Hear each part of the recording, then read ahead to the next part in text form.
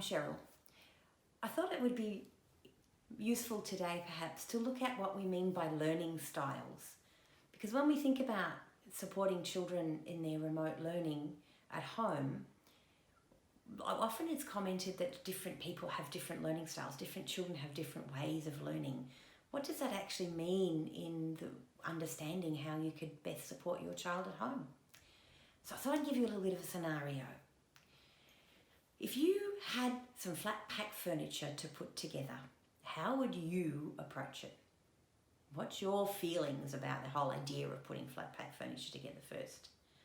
What's the first thing you would do? And what do you need to have to make that all work for you to manage that and achieve that? Are you the sort of person that lays all the pieces out, counts them out, spreads them out, puts them in order? Do you rely on the written instructions or the diagrams? Would you be much better off with a video or a demonstration of how to do this? Do you read everything that's in the book right through first time and then go back and do it step by step? Or do you just take it step by step as you go along? Would you read it out loud as you looked at it? Or would you prefer someone else to read it to you as you worked on the Flatpack furniture? Do you want a partner to work with you, or would you prefer to work alone? I know sometimes you need a partner. I'm talking about your preference. Would you like to watch someone else do it first and then give it a go? Would that be more reassuring as to how to get to do it? Or would you just dive in and get on with it? What would happen if you made a mistake along the way? What would happen if that mistake meant you actually had to go right back to the beginning and start again? How would you approach that? Would you persist? Would you go back? Would you be able to do it straight away? Or would you have to face that at another time? What about if someone else asked you to help them put their Flatpack together? Would you jump in at the opportunity? Would you offer some help to a mate? Or would you just rather prefer to let them do it by themselves? It's not your thing. Do you have music on in the background? Or do you prefer silence?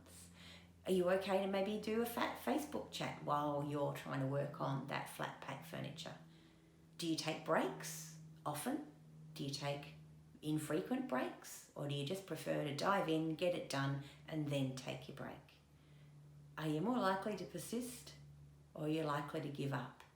Or would you just rather not do it at all?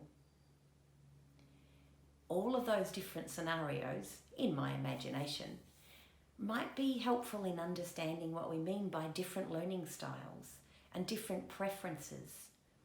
And maybe put yourself in your child's shoes around the different way that they would prefer to learn, and whether or not this online learning platform actually is a good match for the way they work and the best and the opportunities to get the best out of their learning.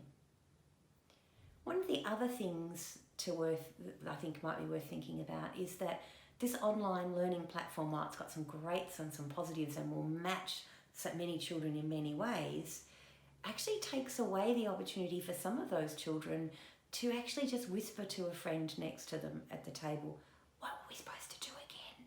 Or what page are we starting on? Of course, your child can still ask those questions of others, of their teacher, but you have to do it a lot more publicly, and it takes a lot more courage when you're doing that in online learning. The other thing to think about is what motivates your child to learn. That's part of learning styles too, I think. What motivated you to put the Flatpack together? Maybe it was because you wanted to get rid of the mess, if it's a shelf. Maybe it's because you wanted some more opportunities to find things more easily. Maybe it was to get rid of the nagging voice that keeps happening about how come we haven't got that shelf up yet or that piece of furniture yet. Maybe it was something you've looked forward to for a long, long time and just been able to get together now. That's the motivation behind doing something. You need motivation behind learning as well, often. Some children seem to have more inbuilt motivation for that kind of thing, and others need a lot more support and don't feel as motivated. And even you as a parent may look at an activity that has been set for your child and completely lose the motivation for yourself to actually work at it with your child. So getting to know your child's learning style, getting to know whether that matches your child, whether online learning matches your child's learning style, and getting to know what motivates your child when they haven't got that inbuilt motivation to work on something could well be something worth thinking about as you're supporting your child at home in their remote learning journey. Don't forget to have fun. Don't forget to be playful. And I'll see you next time. Bye.